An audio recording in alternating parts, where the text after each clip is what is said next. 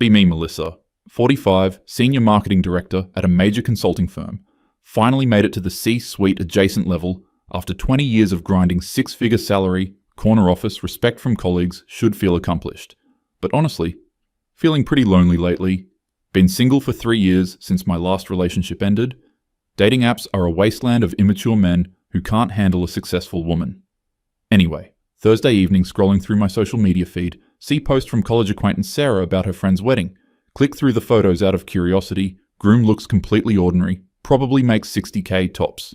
Based on his LinkedIn, bride is absolutely stunning. Looks like she stepped out of a magazine, naturally curious. So I dig deeper into the comments. Apparently she's from Ukraine. They met through some international dating thing. Feel this weird knot forming in my stomach. Keep scrolling and see more posts like this average-looking American. Guys with absolutely gorgeous foreign wives. One guy works at a hardware store. Wife is from Philippines and looks like a model. Another is a plumber. His wife from Colombia could be on magazine covers. Start doing some research because this is bothering me for reasons I can't articulate. Turns out this is becoming a huge trend.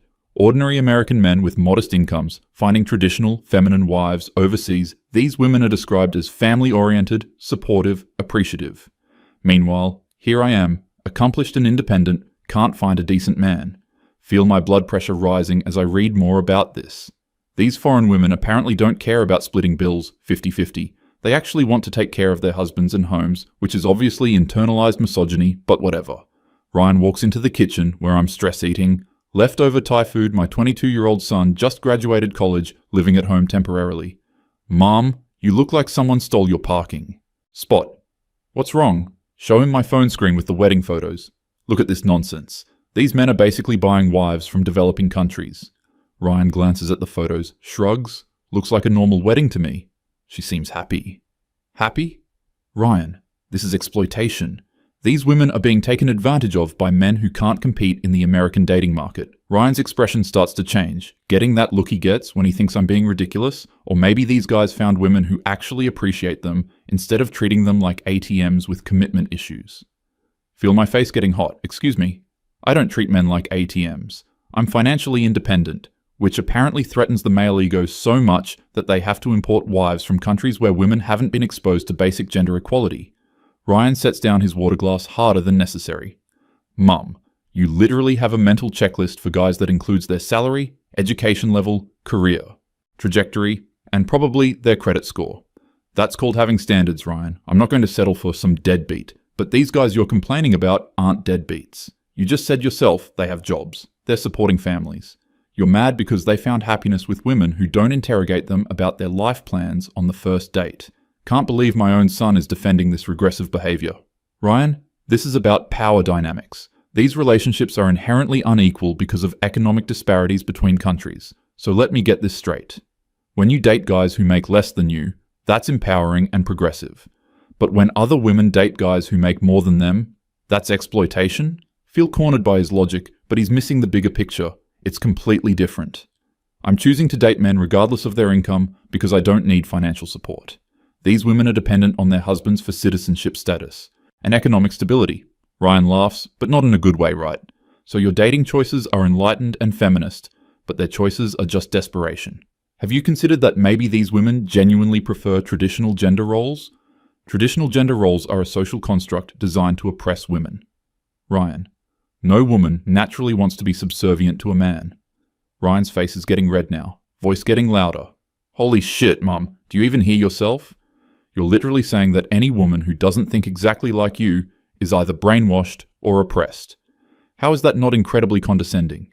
Watch your language. And yes, women who haven't been exposed to feminist education often internalize patriarchal values.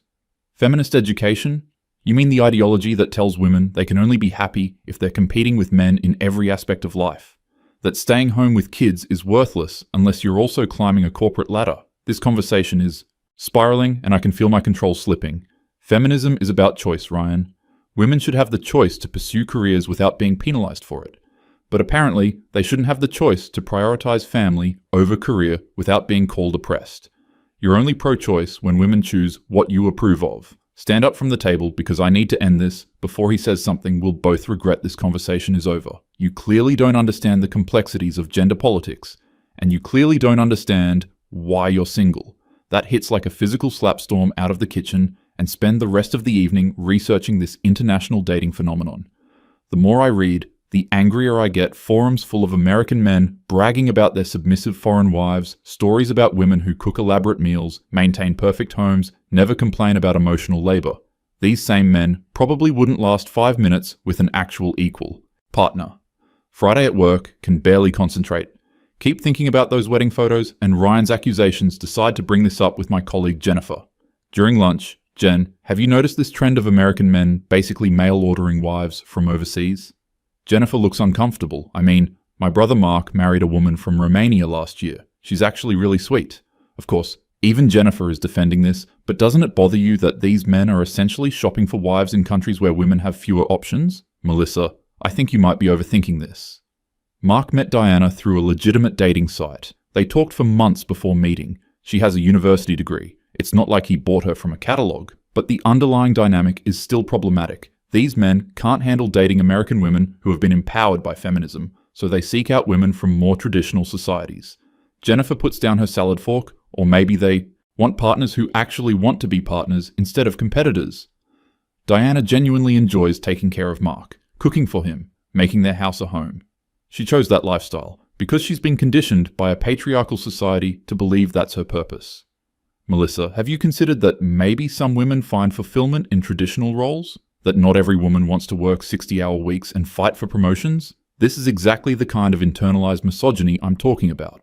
Spend the weekend diving deeper into research. Discover online communities where these men share success stories. Apparently, these foreign wives are grateful, affectionate, feminine. They dress nicely for their husbands, maintain their appearance, create warm, home environments. Meanwhile, I haven't been on a decent date in 6 months. Every man I meet either feels threatened by my success or expects me to lower my standards. Sunday dinner. Ryan joins me in the kitchen while I'm preparing pasta. Still tension from our Thursday fight, but trying to keep things civil. Mom, I've been thinking about our conversation the other day. Ryan, I don't want to rehash this. We clearly have different perspectives. No, I want to understand your position better. Help me see why these relationships bother you so much. Appreciate that he's approaching this more calmly. Look, it's about equality. These men are seeking out women who won't challenge them, who will cater to their needs without expecting reciprocity. But what if these women genuinely want to take care of their families? What if they find satisfaction in traditional roles? Ryan, that's what centuries of patriarchal conditioning looks like. Women have been taught that their value comes from serving men. Ryan nods, but I can see him getting agitated again. Okay, but what about American women who choose traditional roles? Are they also victims of conditioning? In many cases, yes. The pressure to conform to traditional gender expectations is still very strong in our society. So basically, any woman who disagrees with your worldview is either brainwashed or oppressed. Here we go again. That's a gross oversimplification. Feminism is about recognizing how social structures limit women's choices. But you're literally limiting women's choices by saying their preferences are invalid if they don't align with feminist ideology. Feel my voice getting sharper. Ryan, you're a 22-year-old man. You have no idea what women face in terms of systemic oppression. And you're a 45-year-old woman who's so convinced of your own victimhood that you can't see how your attitude pushes people away. That's crossing a line. My attitude? Ryan, I refuse to apologize for having standards and expecting to be treated as an equal. Your standards are impossible. You want a guy who's successful, but not too successful, because then he might expect traditional gender roles. You want him to be ambitious, but also completely available for your emotional needs. You want him to pay for dates because you deserve to be courted, but also split everything. 50-50 because equality. Mouth drops open because where is this coming from? That is not... I never said any of those things. Mom, I've watched you date for years. I've heard your phone calls with friends complaining about every guy you meet. Nothing is ever good enough. Too short, too tall, too ambitious, not ambitious enough. Too traditional, too modern. Feel tears starting, but I'm too angry to cry. I have every right to be selective. I'm not going to settle for someone who doesn't meet my standards just to avoid being alone. But meanwhile, these supposedly inferior men with their traditional foreign wives are actually building happy families while you're alone in your corner office, wondering why nobody measures up. The room goes completely silent. Ryan looks shocked at what he just said, but he doesn't take it back. Maybe the problem isn't that American men can't handle strong women.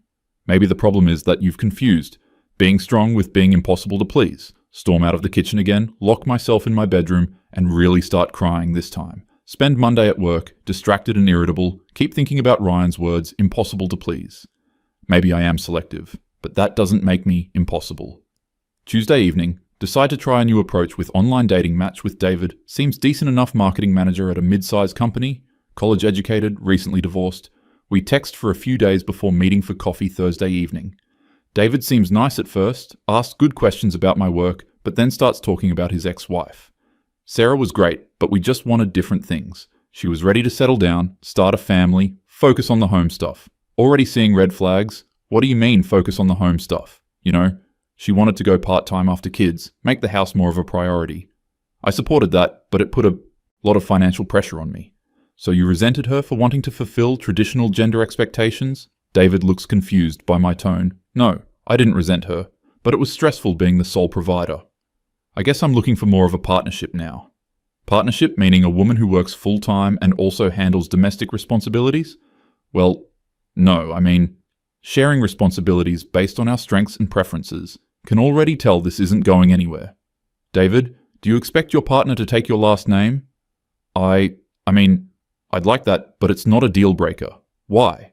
Just trying to understand your expectations around traditional gender roles. The conversation continues downhill from there. David seems increasingly uncomfortable with my questions about emotional labor and domestic equity. By the end of coffee, we're both ready to leave Friday morning. Jennifer corners me at the coffee machine. How was your date last night? Disappointing. Another man who wants a 1950s housewife with a 2024 salary. Melissa, can I ask you something honestly? Nod, because Jennifer's usually reasonable. Do you actually want to be in a relationship, or do you want to prove a point about gender politics? Taken aback by the directness. Of course I want to be in a relationship, I just refuse to compromise my values. But maybe the guys you're meeting aren't asking you to compromise your values. Maybe they just want to feel wanted and appreciated. I can appreciate someone without sacrificing my independence. But do you appreciate them? Because from what you've told me about your dates, you spend most of your time analyzing their potential for sexism instead of getting to know them as people. This feels like another attack on protecting myself from wasting time on men who won't respect my equality. Melissa, equality doesn't mean keeping score of every interaction. Sometimes relationships work because people complement each other, not because they're identical. Weekend arrives, and I'm still processing Jennifer's words. Decide to do more research on this foreign wife phenomenon. Maybe if I understand it better, I can articulate why it's problematic. Discover forums where American men discuss their experiences, stories about wives who greet them at the door with smiles, women who express genuine gratitude for their husband's efforts, wives who maintain their appearance and femininity, couples who seem to have clear, comfortable role divisions. The more I read, the more confused and angry I become. These relationships seem functional, but they're built on outdated gender expectations. Sunday dinner, Ryan's in an unusually good mood, tells me he's been talking to a girl from his college, thinking about asking her out. What's she like? Really sweet, studies engineering, wants to work in renewable energy, but she also loves cooking and talks about wanting kids someday. Alarm bells immediately. Ryan, be careful that you're not looking for someone to take care of you instead of an equal partner. His mood shifts instantly. Mom, why can't you just be happy that I might have found someone I connect with? I am happy. I just want you to build healthy relationship patterns. Healthy. According to who, your definition of healthy seems to involve constant conflict and negotiation about who's more oppressed. That's not fair. I believe in relationships based on mutual respect and equality. But you don't respect anyone who defines equality differently than you do. Here we go again. Ryan, equality has an actual meaning. It's not subjective. Is it equal when you expect men to prove they're not sexist before you'll give them a chance? Is it equal when you assume traditional women are oppressed and modern women are enlightened? Feeling defensive again. I don't assume anything. I recognize patterns of behavior that reinforce patriarchal structures. Mom, you've been single for 3 years. In that time, I've watched you go on maybe 20 dates. Not one of those men was good enough because they all failed some invisible test you never explained to them. I explained my values clearly to all of them. You interrogated them about their views on feminism. On first dates. Who does that? Voice getting louder. Now I'm not going to waste my time on men who don't share my fundamental beliefs about gender equality. But meanwhile, guys who supposedly share none of your beliefs are building happy marriages with women who appreciate them. Those marriages are based on inequality and dependency. According to you, Have you actually talked to any of these couples? Have you asked these women if they feel oppressed? Realize I haven't. Which weakens my argument I don't need to interview victims of false consciousness to understand systemic oppression. Ryan throws his hands up. False consciousness. Jesus Christ, Mom, do you hear yourself? Any woman who disagrees with you has false consciousness. Any man who wants appreciation instead of constant criticism is a sexist. Any relationship that doesn't look exactly like your ideal is oppressive. Feel tears coming again, but push through, Ryan. I've spent my entire adult life fighting for women's equality. I've experienced workplace discrimination, dating double standards, societal pressure to be perfect in every role. I'm not going to pretend those things don't exist. I'm not asking you to pretend anything doesn't exist. I'm asking you to consider that maybe your approach to relationships is self-defeating. My approach is based on self-respect and refusing to settle. Your approach is based on assuming the worst about every man you meet and testing them instead of connecting with them. Stand up, because this is getting too intense. I'm done having this conversation. You clearly don't understand the realities of dating as a successful woman in a patriarchal society. And you clearly don't understand why those supposedly inferior men with their traditional wives are happier than you are. That stops me cold. What did you say? Ryan's face is red with frustration. I said, maybe there's a reason those guys found happiness while you're alone. Maybe it's not because they settled for oppressed women. Maybe it's because they approached relationships with appreciation instead of suspicion. Are you suggesting I should lower my standards? I'm suggesting you should examine whether your standards are actually about finding a good partner or about proving you're better than other women. Feel like I've been slapped. How dare you suggest that I think I'm better than other women? Everything I do is about advancing women's equality. Everything you do is about proving you're right. About gender roles, about relationships, about what women should want. You can't stand that some women might be happy living differently than you do. Those women have been conditioned to accept less. Or maybe you've been conditioned to expect more than any human being can provide. We're both shouting now. Ryan, I expect basic respect and equality. That's not unreasonable. You expect men to apologize for their gender while simultaneously proving they're worthy of your attention. You expect them to be traditional when it benefits you and progressive when it serves your ideology. You expect perfect adherence to your worldview without any compromise or accommodation. That's not... Mom. When's the last time you did something nice for a man you were dating without keeping score? When's the last time you expressed genuine appreciation instead of pointing out what they could do better? Can't immediately answer because I'm trying to remember. When's the last time you asked a date about his dreams instead of his position on reproductive rights? When's the last time you focused on connecting with someone instead of evaluating them? Still can't answer. That's what those foreign wives do, that you can't. They approach relationships with gratitude and affection instead of suspicion and demands. They approach relationships from positions of dependence and vulnerability, and you approach them from positions of superiority and judgment. Which one sounds more appealing to you? This conversation has gone completely off the rails, Ryan. I can't believe you're defending regressive gender dynamics. I'm not defending anything. I'm trying to explain why you're alone while supposedly inferior men have found happiness. Because they've found women who will accept inequality. Because they've found women who want to make them happy instead of constantly proving points. Feel completely defeated. Lock myself in my room again and cry harder than I have in years. Spend the rest of Sunday questioning everything Monday at work. Completely distracted. Keep thinking about Ryan's accusations. Am I really impossible to please? Do I really approach dates as evaluations instead of connections? Tuesday, Jennifer asks about my weekend. Had another fight with Ryan about gender politics. What happened? This time? Tell her about our argument. Jennifer listens without interrupting Melissa. Can I share something personal? Nod before I met Tom. I was a lot like you. Successful, independent, very focused on equality in relationships.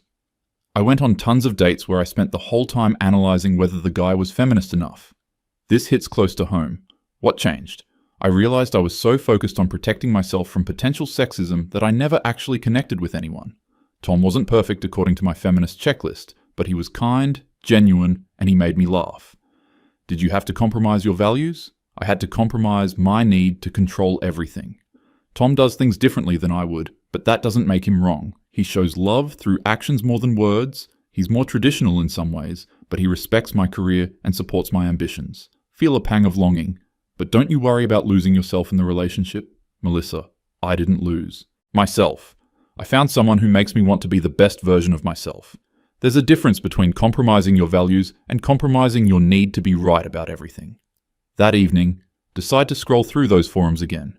But this time, instead of looking for evidence of oppression, try to understand what these relationships actually look like.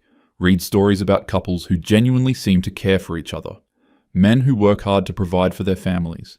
Women who create warm, loving homes. Clear role divisions that both partners embrace. Expressions of mutual appreciation and gratitude. The more I read with an open mind, the more I realized these aren't stories of oppression. They're stories of people who found compatible partners and built functional relationships. While I've been fighting for theoretical equality, they've been creating actual happiness Wednesday evening. Ryan comes home from his date with the engineering student. He's practically glowing. How was dinner? Amazing. Maya is incredible. She cooked for me, which I know you probably think is problematic, but she loves cooking and wanted to share something she's passionate about. Feel the familiar urge to point out gender dynamics, but bite my tongue. Did you have a good time? The best. She's brilliant, funny, ambitious about her career, but also talks about wanting to create a beautiful home and raise children who feel loved and secure. Can see how happy he is. She sounds wonderful. Ryan looks surprised by my response. Really? You're not going to analyze whether her desire to nurture a family represents internalized patriarchy? That stings, because it's exactly what I was thinking. I want you to be happy, Ryan. If she makes you happy, that's what matters. Mom, can I ask you something? Nod. Do you think Dad left because you couldn't stop trying to improve him? Feel like the wind's been knocked out of me. Ryan looks immediately regretful. I'm sorry, that was too far. But maybe it wasn't. Maybe. That's exactly what happened. Remember the constant arguments with Ryan's father about emotional labor and domestic equity. The way I corrected his language around gender issues, my frustration. When he didn't meet my expectations for feminist allyship, how I made him feel like he could never do anything right. Maybe you're not wrong.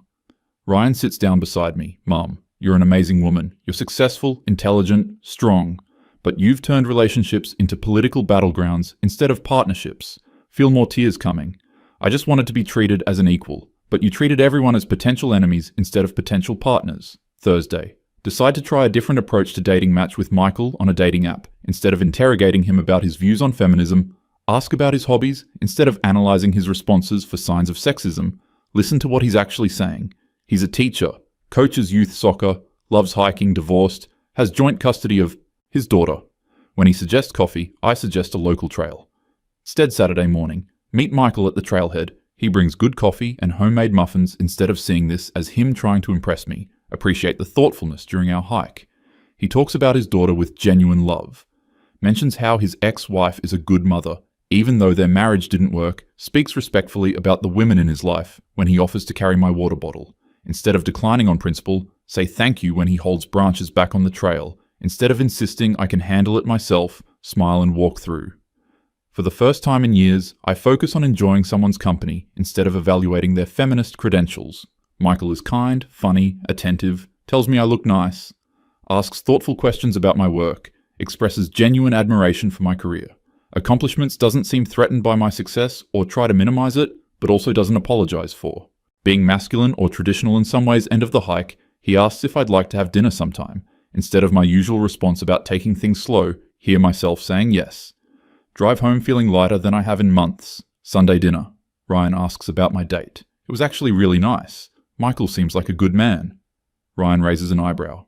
No red flags? No problematic attitudes about gender roles? Laugh despite myself. I didn't spend the whole time looking for red flags. I just enjoyed his company. And how did that work out? Better than my usual approach. Ryan grins. Maybe there's hope for you yet, Mom? Wednesday. Second date with Michael. Dinner at a nice restaurant he chose. He opens doors, pulls out my chair, orders wine. Old me would have bristled at these traditional gestures. New me recognizes them as expressions of care and respect. Conversation flows naturally. He asks about my work challenges without trying to solve them for me. Shares stories about his students and his daughter talks about his ex-wife without bitterness. When the check comes, he insists on paying instead of arguing about splitting it. Thank him graciously. Walking to our cars, he tells me he'd like to see me again. Instead of playing games or maintaining artificial distance, tell him I'd like that too Friday evening. Having dinner with Jennifer, tell her about my dates with Michael. You seem different, happier. I think I am. I stopped approaching dating like a political campaign and started approaching it like dating. What changed your mind? Ryan, mostly, and seeing how miserable I was making myself and everyone around me. It takes courage to change patterns that deeply ingrained. Think about those forum posts about foreign wives realize they weren't succeeding because they were oppressed. They were succeeding because they approached relationships with appreciation instead of suspicion, because they wanted to make their partners happy, instead of constantly testing them because they understood that partnership sometimes means complementing each other instead of competing. Saturday night, third date with Michael, he invites me to his place for dinner, cooks for me, which he clearly enjoys doing. Instead of analyzing the gender dynamics of him cooking for me, appreciate the effort and care. Dinner is delicious, conversation is easy. Tells me about his marriage and divorce without making his ex-wife the villain, talks about wanting to find a real partnership with someone who wants to build a life together. When he reaches for my hand across the table, don't pull away for the first time in years, allow myself to be vulnerable with a man. Sunday morning, Ryan notices my good mood. Things going well with the teacher, really well. I think I might actually like him. And he hasn't failed any feminist purity tests? I stopped administering those. Wise decision, you seem happier than you've been in years. Realize he's right. Also realize that my previous approach to relationships was pushing away exactly the kind of men who could make me happy. Men who wanted partners, not adversaries. Men who wanted appreciation, not constant criticism. Men who wanted to care for and protect the women in their lives. Thursday, Jennifer asks how things are progressing with Michael. He's meeting Ryan this weekend. That's a big step. I'm nervous but excited. I think Ryan will like him. What changed for you, Melissa? You seem like a different person. Think about that question. I realized that those men finding happiness with foreign wives weren't settling for oppressed women. They were finding women who approached relationships the way I should have been all along. Which is how? With gratitude instead of demands. With appreciation instead of criticism. With the goal of building something together instead of proving points about equality. Saturday evening, Michael meets Ryan. Watch them talk about soccer, teaching, Ryan's girlfriend Maya. Michael asks thoughtful questions, shows genuine interest, treats Ryan with respect without trying to be his friend. After Michael leaves, Ryan gives his approval. I like him, Mom. He seems like a good man. Even though he held doors for me and insisted on paying for dinner? Ryan laughs especially because of that. He's showing you that he values you enough to take care of you. 6 weeks later, Michael and I are exclusive. He's met all my friends. I've met his daughter. Relationship feels easy. In a way I'd forgotten was possible. No constant negotiations about who pays for what. No arguments about emotional labor distribution. No tests or evaluations or political litmus tests. Just two people who enjoy each other's company and want to build something together. Realize that those traditional foreign wives weren't victims of false consciousness. They understood something I had to learn the hard way. That relationships work best when both people focus on making each other happy instead of keeping score. That complementary roles can be empowering instead of oppressive. That appreciation and gratitude create stronger bonds than criticism and demands. Tuesday evening, having dinner with Ryan and Maya, watch them interact with obvious affection and mutual respect. Maya cooks, Ryan cleans up, she defers to his expertise about financial planning. He defers to hers about their home renovation clear role divisions that they both embrace, constant expressions of appreciation for each other's contributions, exactly the kind of relationship I would have criticized a year ago. Now I can see how happy and functional they are, together. Maya, can I ask you something personal? Of course. Do you ever feel like you're sacrificing your independence by taking on more traditional roles? Maya and Ryan exchange a glance. Melissa, I think I'm more myself in this relationship than I've ever been. Ryan supports my career completely, but he also appreciates when I take care of our home. I feel valued for everything I bring to our partnership, not just my job. And you don't feel pressure to prove your equality? I don't need to prove anything. We both know what we contribute. Ryan works harder at his job because he knows I'm creating a beautiful home for us. I put extra effort into our domestic life because I know he's working to build our future. Feel a pang of recognition. This is what I'd been fighting against, but seeing their happiness, their mutual appreciation, their easy partnership, realize I'd confused equality with identical roles, confused independence with isolation, confused strength with inflexibility. Friday evening, Michael tells me he's falling in love with me. Instead of panicking about vulnerability or analyzing the power dynamics, tell him I'm falling in love with him too. 6 months later, we're talking about moving in together. Year later, we're engaged. Realize that Ryan was right about everything. Those men finding happiness with foreign wives weren't exploiting oppressed women. They were building partnerships with women who understood what I had to learn, that love isn't a competition, that relationships work best when both people focus on giving instead of taking, that traditional dynamics can be empowering when they're chosen freely, that appreciation and gratitude create stronger bonds than criticism and demands looking back. I see how my insufferable feminist attitudes pushed away every decent man who tried to get close, how my constant testing and evaluation made relationships feel like job interviews, how my need to prove points about gender equality destroyed any possibility of actual connection. Those foreign wives succeeded where I failed because they approached love with open hearts instead of closed minds, because they wanted to build partnerships instead of wage ideological battles, because they understood that being cherished and protected isn't oppression. It's one of the most beautiful things two people can create together.